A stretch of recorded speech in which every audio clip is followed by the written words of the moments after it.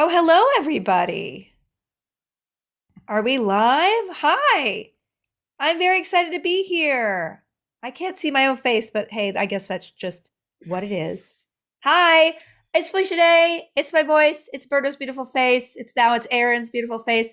I have a couple of things to say before we get started with this wonderful panel on publishing.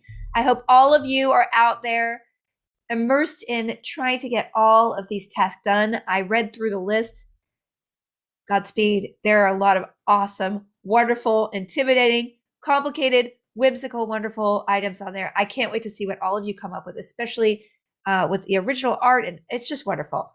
I do have a couple of wonderful announcements to make, and that is that the fundraisers have both met more than their 100% goal. Reading is fundamental and Legacy of War. Now, that doesn't mean that you need to stop spreading word and fundraising. The more money we raise, the more books go to underserved and underprivileged children, the more money with the Legacy of War campaign, more wheelchairs go to those Ukrainians and refugees that need it. They're two amazing causes, and I just want to encourage everybody to keep out there. But to have accomplished this in half, like a quarter, I don't know. I know math, but I can't divide 36 by 3. It's a 12th. Whatever, it's 6. I have a math degree. Just take my word for it. It doesn't matter. We're kicking butt. So anyway, let's do a little panel and then we'll let you guys go on to back to your work. We have two incredible artists, technicians, just people with us today. If you have questions, please put them in the YouTube chat. We have some people, maybe Charlie, I don't know where he went. He's probably just combing his hair. He might be taking some questions and giving them to me. Oh, Charlie had to prove that he was here. All right. Listen, your hair looks great. It looks like you put a lot of work into it. Anyway, so our panelists today are Kate and Aaron. Kate, I'm just going to let you guys introduce yourself because I'm sure you're more articulate than I am ever. Kate, why don't you go first? Introduce yourself to the audience and tell them a little bit about what you do in the world of publishing. Sure, thanks. My name's Kate McKean. I'm a literary agent at the Howard Moorheim Literary Agency in Brooklyn.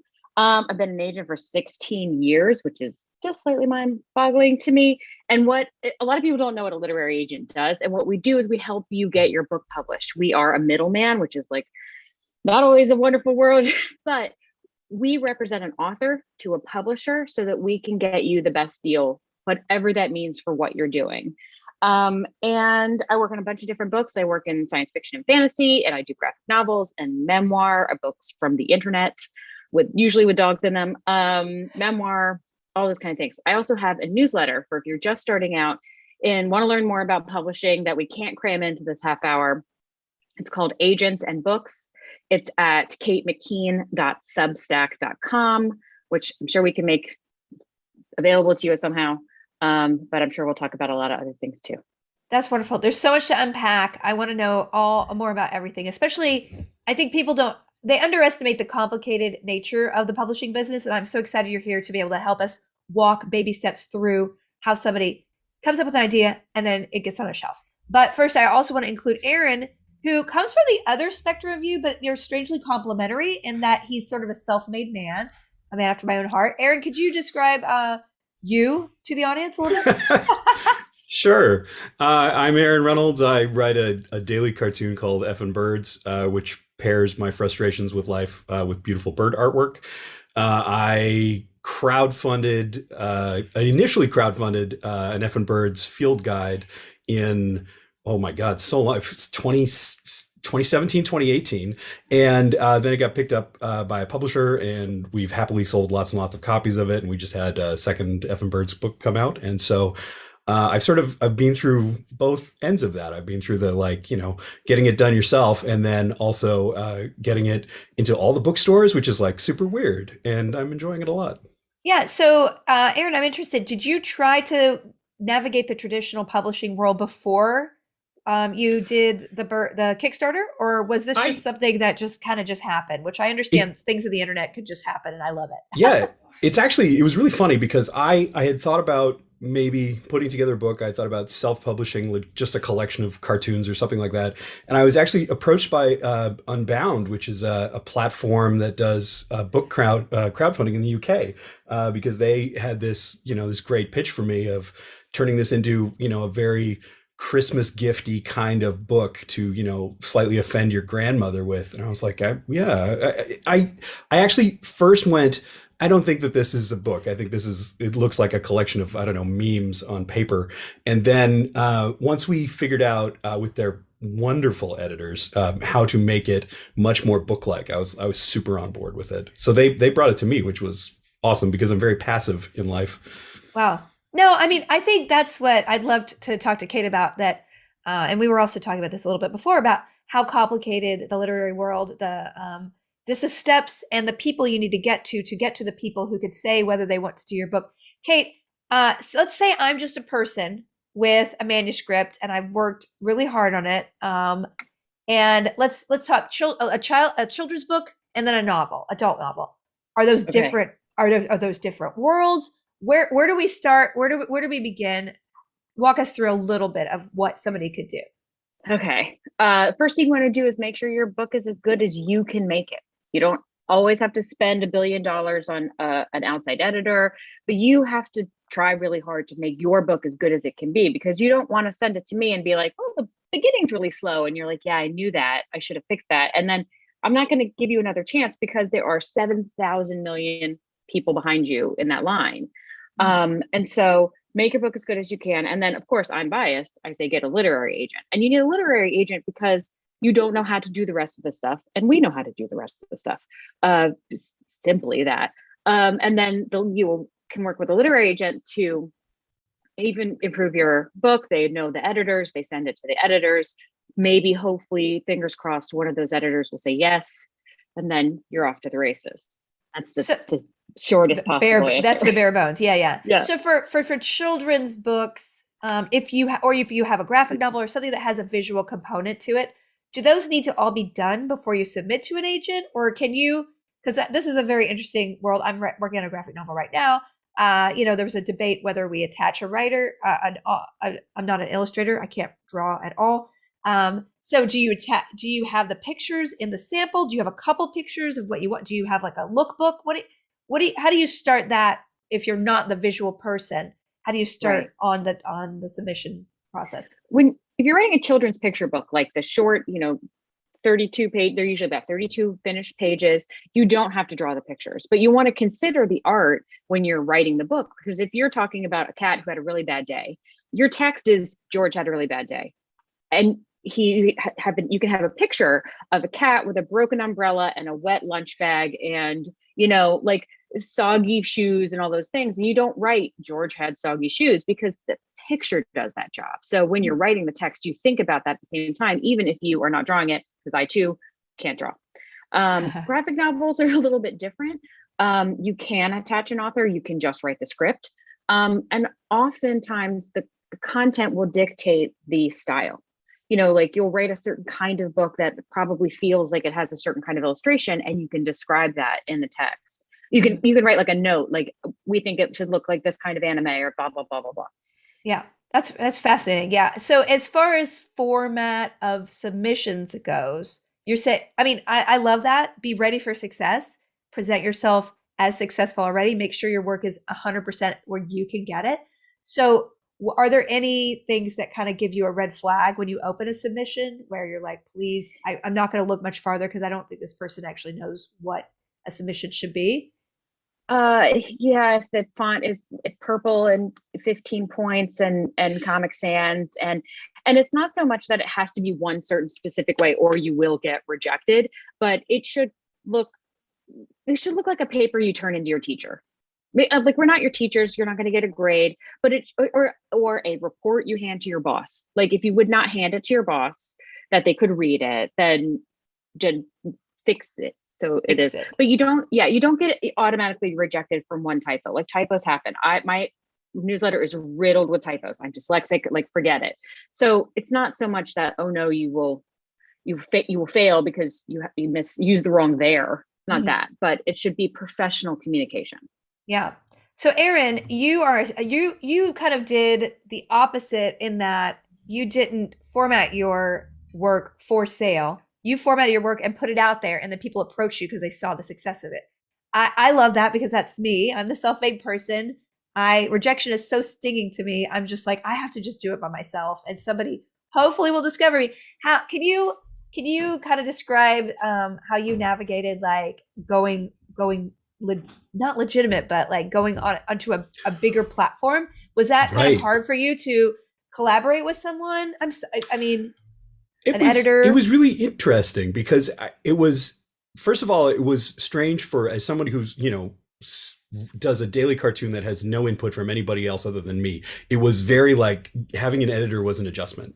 And what I had to understand was that I am too emotionally attached to what I made, and that's why I have reactions to, it's not even criticism. It's just like, these are things that will make it better. And I have to be able to accept, that, Deandra, my lovely editor at Unbound, really had a hard time with my use of punctuation and my my strong distaste for punctuation in jokes. And I was like, yeah, but the way that these cartoons work, I feel like they're better without this punctuation. And so we essentially we had this, I wouldn't say a fight about it, but we had this okay, well, how many of them do you really feel strongly need this punctuation? Let's I'm going to give you 80% of what you ask for. Let's do this, It's kind of like a And negotiation a little bit. yeah, it was a negotiation. And then it was wild to see how much better the book was because of it. And so that adjustment, once I made it, was oh, I just have an editor for everything I write all the time forever. Yeah. That would be expensive, but great. So So I think that, yeah. yeah, no, I mean that's really interesting, because if you're a person who kind of works, especially, I don't know how you do a daily comic. That is incredible. The output. I don't know how I do a daily comic either. How far in advance do you work? Do you I mean, when you go on vacation, Yeah. you're like, I got to get 10 done today, or 20 or 30? Yes. Yeah, I do that. So I am currently about 150 days ahead of right now.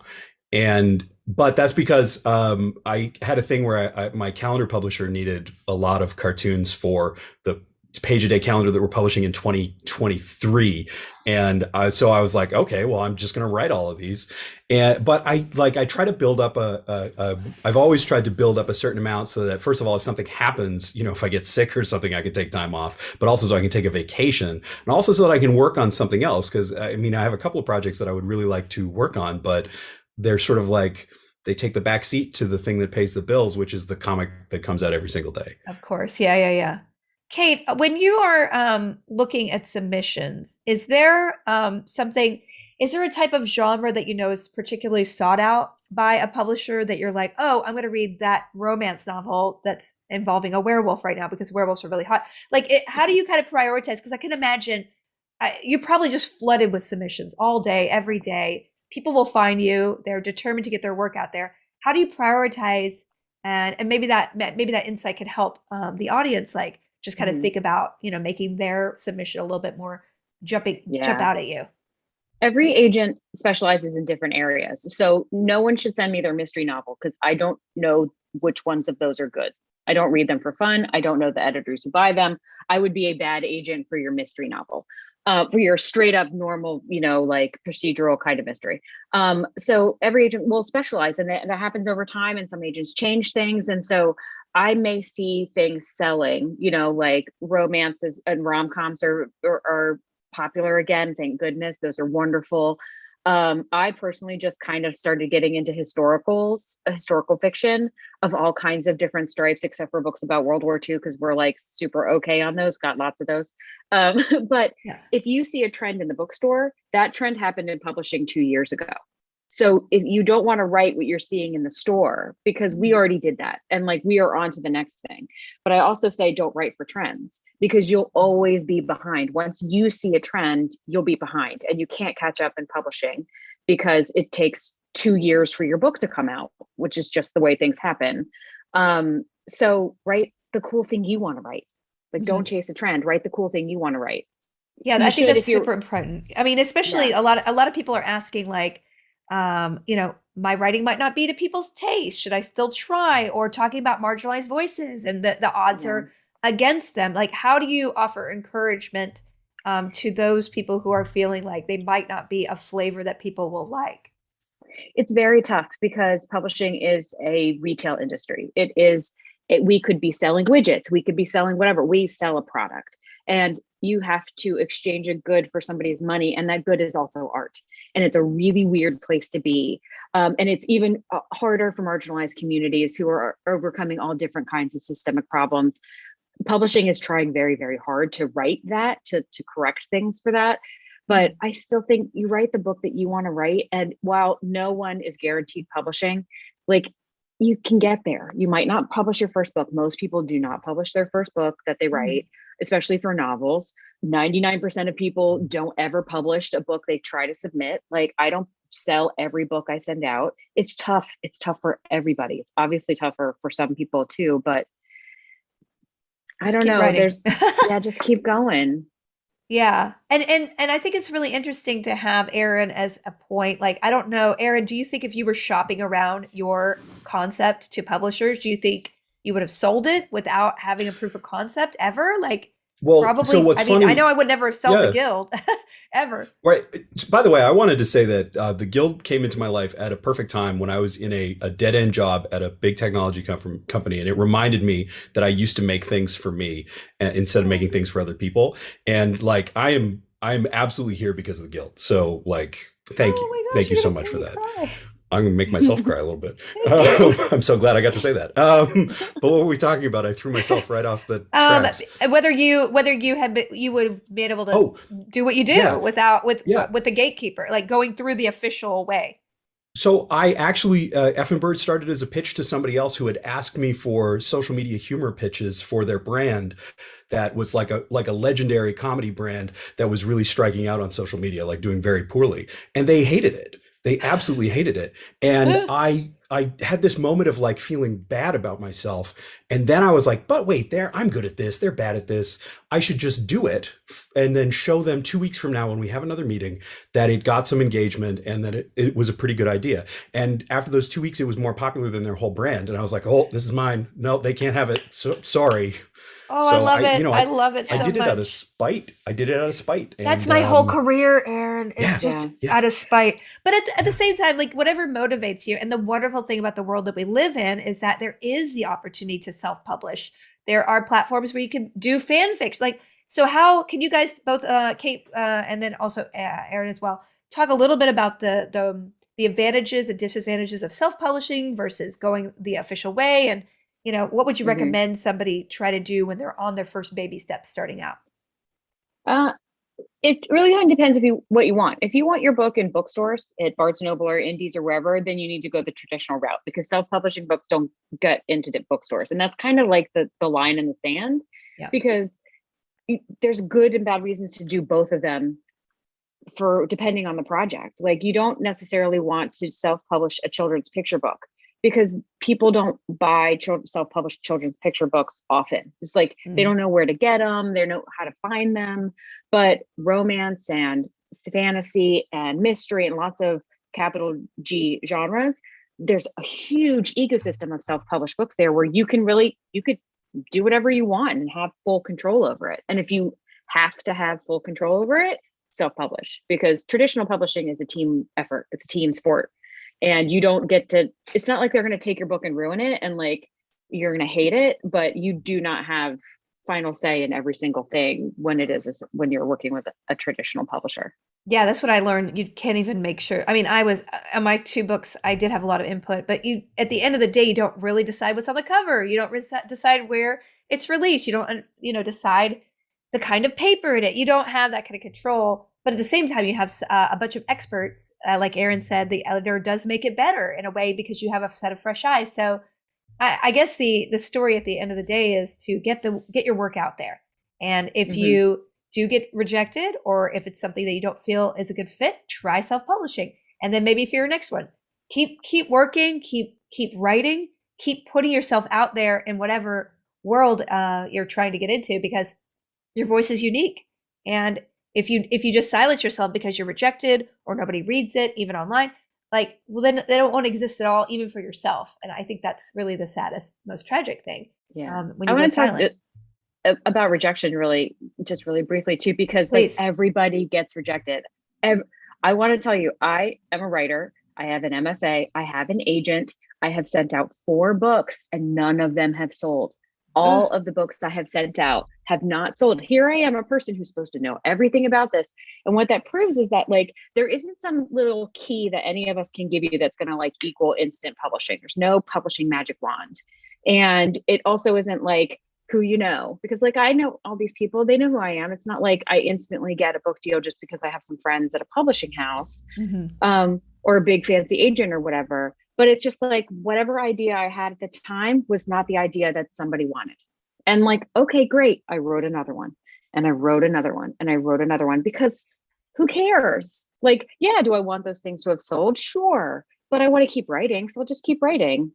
Yeah. I mean, I think a You're gonna lot of get the rejected. times, yeah, you get rejected. And the only thing that really gets me through rejection is, and I've had so many times where I just wanted to quit, and I have quit for a while. But the thing that brings me back is that I need to tell the story. I need to work on this. I need to have at least one other person see the world that I see through this piece of art, whether it's a picture or a story or a cartoon or anything. This is something that nobody else but me can do, and I want to show. So it's a little bit of arrogance, but also just being certain in who you are and knowing yourself as a creator. And you can kind of only know that by doing the work, because through the work, you will get to know yourself. You'll get to know your work. You'll get to know an audience who might love it. And honestly, the Guild, I didn't know anybody would like it. I just had to tell it because I had to show up. And so that's a wonderful message. Erin, you said you had other projects you want to work on. Are you thinking of doing them independently? Are you thinking about doing them through more traditional means because you have the contacts now and a reputation? I mean, so that's the hardest part of this. Like and it ties into the rejection thing too, because I have something that I, in my heart, know could be the best thing I've ever done. And I work on it and I work on it. And then I have this like creeping fear of like, but what if they don't want it at my publisher? And then, but what if I crowdfund it and it is not as successful as the birds? And those are like the competing, like the two wolves that are living inside me that I'm so terrified of right now. Yeah. And I struggle with that. And I think that I have to remind myself that this thing that it was successful that I made for me because I wanted to make it, and somebody else told me it was dumb and I made it anyways. And so like I should just do it again. And if this one isn't as successful as the first one, I mean, that's okay. I did lots of things that weren't successful before effing birds. Yeah. So I mean, I should be used to it. But like, then you have the one successful thing, and it's like, oh, I don't want to mess with this. I know. And it's like, I didn't write yeah. for 5 years after the Guild. I didn't write because I was so scared of doing something that wouldn't be as successful. And every time I sat down, I wouldn't even have an idea that was organically me because I was so busy trying to think about how I was going to please people with my next idea. And it was crippling. And it was when I look back on that time, I just feel sorry for myself because had I just done some work, any work, bad work, good work, if I had just gotten to know, just let myself go one direction, any direction, I would have learned more about what I needed to write next. And yeah, it might not be as big, but at least it'll be something that's mine. And I think that's, I totally sympathize with you. I just want to encourage you, whatever you do, just do it. Mm-hmm. Just do it. And you learn something about every time you write something, anything, you learn from it. Like all the books I wrote before, to all the books I've written before, I learned a thing about how to do another one. Because every time you start a new project, it is like you are learning to ride a bike all over again. You're like, how did I do this? Where does the pen go? Like but it all adds up. You create this like skill set every time you finish or work on a project. Yeah. And they find a passion. I mean, I have ideas. And once I started getting them out of my head, at least because they'll linger. They'll be like, hey, excuse me, why aren't you writing me? And the new idea doesn't have room. Like a new idea wants to come in and they're like, I'm sorry, she hasn't done this one yet. So anyway, that was not very articulate. We have a couple questions from the audience. Lacey Wall asked, if you're writing a graphic novel and you're not an illustrator, do you give notes in your script of what the panel should look like? What about objects you need later in the book that it's the same setting? How do you, how in a script like that, since you work in that venue, just how specific does a writer need to be when they're submitting a script? Do they need to panel it out, or is it something that you could collaborate on later with an artist? you can kind of do it either way. I've read scripts that are just like very basic layout paneling or setting notes or, time period kind of thing. And then I've seen more that are panel by panel by panel by panel. And I think it takes a real skill set to be able to plan out sequential art. Like, I don't know how to do that. Don't ask me to, so if you can do that, then go right ahead. But if you are just talking about the context, the setting, and the text, like what people are saying, you can go forth in that way, and you'll get an illustrator that can help you. That's amazing. We have a couple questions about breaking into the industry as far as an editor goes, or if somebody wants to be on your side of the world, Kate, how does somebody go about breaking into the industry of books? Yeah. You can get an internship. They are not fun. It's a lot of copying and things like that. It's a lot of admin work. The first, 4 or 5 years of publishing is admin work. And that's just, I'm sorry to say, the way it is, but, and a lot of it is in New York City, but now it's starting to be more remote friendly. So that's one benefit of the last few years. And so you find a job and apply for it. You don't have to have a certain degree. They don't only want English majors. You just have to be able to talk about books. Like, honestly, like, one interview question we see a lot, even on the agency side, is like, what are you reading?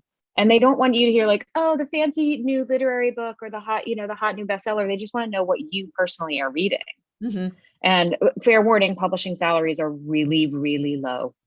They're really low, and we're sorry. And people are trying to unionize and fix it. So we're working on it. We're working on it real hard. So yeah. Fair warning. Erin, for those who want to publish a book or a cartoon, or they want to, what would you recommend first steps, especially for honing your art? Because I think that's important. I think that I was very well served by being on Twitter for a long time. I mean, Twitter can be a cesspool, but being on Twitter got me writing short, snappy stories that could be told in 140 or 280 characters. And that sharpened up my ability to, deliver a one panel comic. And so when I started writing the comic, Twitter seemed like a natural home for it. And, Twitter and Instagram and Tumblr and Facebook, and I published to LinkedIn, but mostly as a troll. But like, it's really, I mean, I'm here where I am because I gave away this comic strip for free for like 5 years now. And so if you're making a thing that you can give away in chunks like that, it's certainly worth trying. Like, it's certainly worth trying to build some audience, finding some people who will like it and then share it and so on. It's like, I have a horrible story where there was one celebrity with 4 million followers who started following me. And so I started tracking all of their internet activity to see when they were the most active and what cartoons of mine they liked the most, so that I could just deliver them things they liked exactly when they would be likely to retweet them. And so I feel very bad that I cyberstalked Will Wheaton, but it worked. But pretty smart. It does great. work. Yeah. I mean, that's the wonderful thing about if you're a self-starter, even if you're a publisher, like for me, I know a lot of authors, and the number of followers you have, the number of outputs you have to gather audience is really, really important. So no matter that kind of skill set, that online skill set is kind of necessary to be an artist nowadays. And it's kind of sad because some people are not good at it, but they're brilliant at what they do.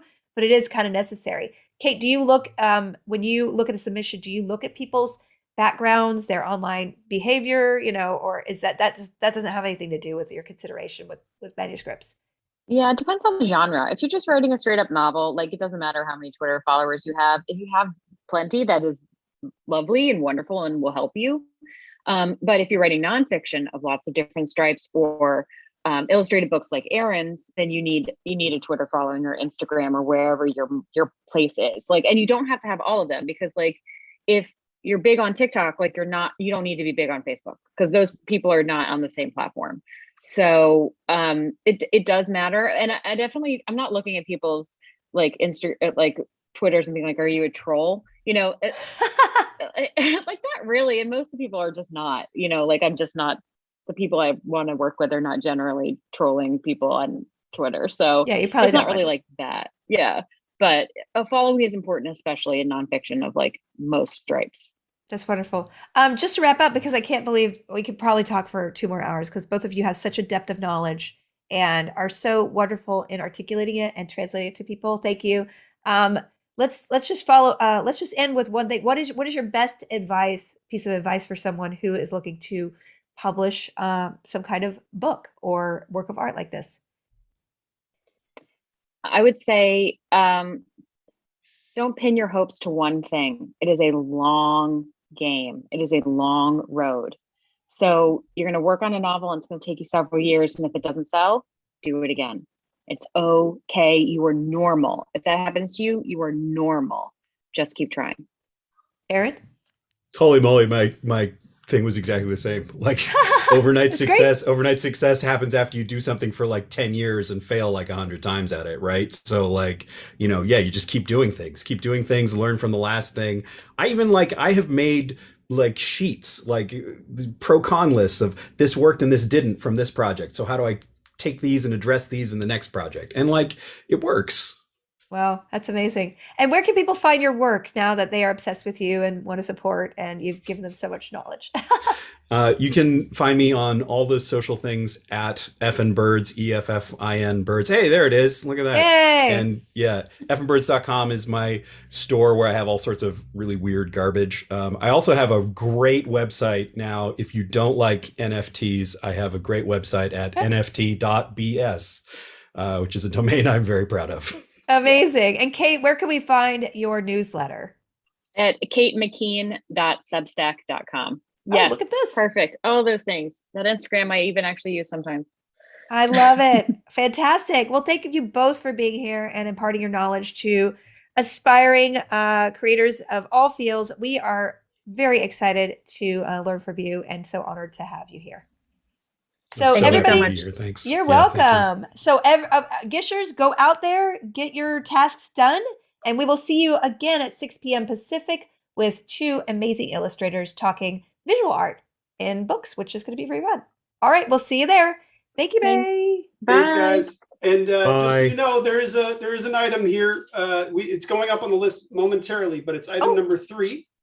Now that you've heard from our panelists, you're a publishing expert. Create an irreverent, sardonic postcard book of 5 surprising ways to catch a publisher's attention that offers no practical advice, and read it to us. Post it online and tag Effin Birds and Kim McKean. Amazing. Because we're nothing if not unhelpful. So thank you all so much. This is an incredible panel. And so the comments are flooding. And instead of the numbers going down, people just kept coming in because this is something very near and dear to everyone's heart. So thank you.